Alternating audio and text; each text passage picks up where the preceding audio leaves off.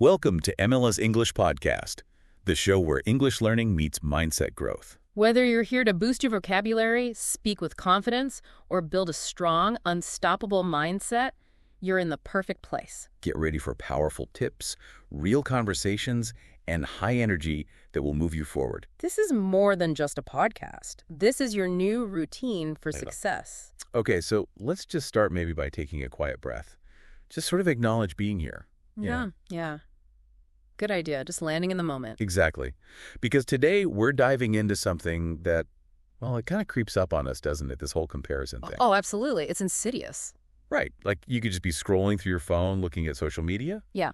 You see someone getting married, or maybe buying a house. Or starting that business they always talked about. Or, the classic beach photo from somewhere amazing. Totally.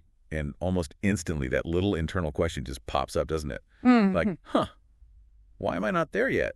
It hits so fast. 1 minute you're feeling perfectly fine, maybe even, proud of something you did. Yeah, content. Content, exactly. And the next, bam! You feel like you're falling behind in this race. A race you didn't even sign up for. That's such a good way to put it. A race you didn't sign up for. And in comparison, well, it never really feels like love, does it? It sort of disregards your heart, your unique journey. Yeah. All those quiet efforts nobody sees. Right. It just shows you the highlight reel. Someone else's polished version. Exactly. And it often gets louder, when life itself slows down a bit, when you actually have a moment to reflect. Oh, that's interesting. Why then? Well, maybe there's just more space for those thoughts. The doubts creep in. Like, am I doing enough? Am I where I'm supposed to be? Whatever that even means.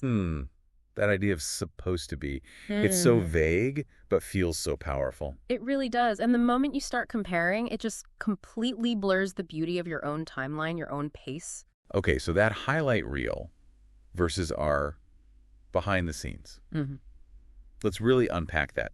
That illusion of perfection we see everywhere. Yeah, it's a big one. Have you ever, looked at someone's life online, or maybe even someone you know, and just thought, wow, they have it all together? Oh, definitely. Everyone has, I think. And that next thought follows so quickly, right? Why can't I be more like that? Why isn't my stuff that sorted?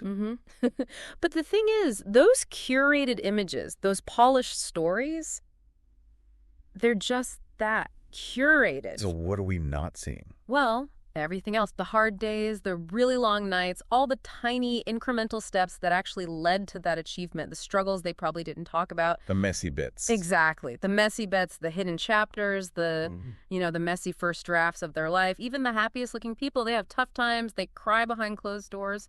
We just don't see that part posted online.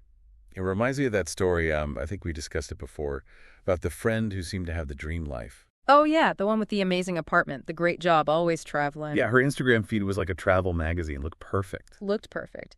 But then she confessed, didn't she, that she was actually crying almost every night, feeling totally lost. And the posts were actually about trying to feel in control, not reflecting reality. Precisely. She posted pictures to feel like she had it together because inside she felt the opposite. It's a really stark example. It really is. So comparing our own messy our everyday reality with all its ups and downs to someone else's perfectly edited highlight.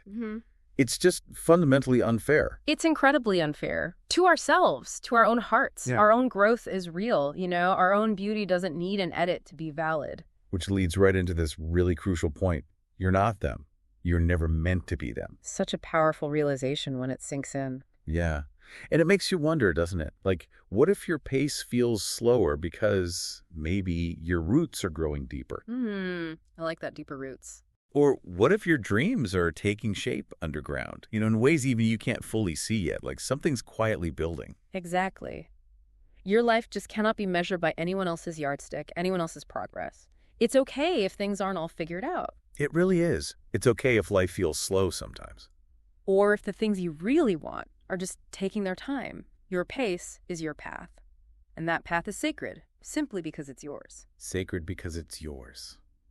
That's beautiful. And growth, well, it just doesn't follow a neat little map, does it? Success doesn't have one single definition either. It means different things to different people.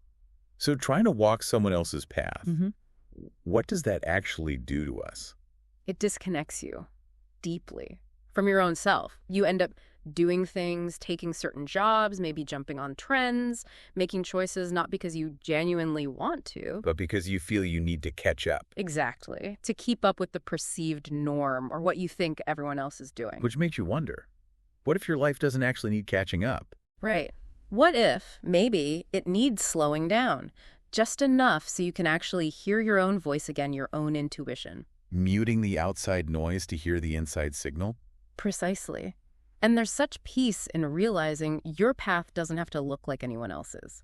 Not your family's, not your old classmates, not those online influencers. Not even like some past version of yourself you imagined you'd be by now. Oh, that's a big one too. Letting go of that old blueprint. Choosing a path that fits your soul right now, not some predetermined timeline. It's brave. It's beautiful. Even if it's not flashy. Even if it doesn't impress everyone. Especially if it's not flashy. Because it's authentic. It's real. It belongs to you. Okay, so letting go of comparison, embracing your own path. This leads to something you mentioned earlier, quiet confidence. Can you tell us more about that? It sounds different from the usual idea of confidence. Yeah, it really is. We often think of confidence as loud, assertive, maybe a bit performative. Right, like needing to project strength or success. But quiet confidence, it's more internal. It's that inner strength to just keep going, keep doing your thing, even when there's no external applause, no need to prove yourself to anyone. So it's like a peace that comes from letting go of comparison. Exactly that. It's a peace that comes from trusting yourself. Think about how exhausting it is to constantly seek validation outside yourself, always chasing someone else's version of enough. It's draining. Totally draining. But when you start to sort of come home to yourself, when you can genuinely say, this is me, this is my path, and that's okay, something shifts. What kind of shift? You cultivate this steady, soft, but very real confidence. It's rooted in self-trust, not comparison. And self-trust doesn't mean you know all the answers. Right, it's not arrogance. Not at all. It's more like this underlying belief that you'll figure things out, that you have the resources within you to navigate whatever comes up, even when the path isn't clear. And that inner peace. How does that connect to appreciating our own lives more? Well, when you're not constantly looking over your shoulder at what others are doing, you actually have the bandwidth to notice the small good things in your own life. Those sacred ordinary moments. Sacred ordinary moments. I like that. Like what? Oh, tiny things. The way the sunlight hits the kitchen counter in the morning, the sound of your friend's laugh when you're sharing a stupid joke. That quiet little hum of pride when you finish something difficult, something only you know how hard it was. Things that don't make it onto the highlight reel. Never. But they make up the real texture of your life. They shape your heart. I remember, actually, I had this moment recently. I was feeling really down about a project, feeling like I wasn't measuring up.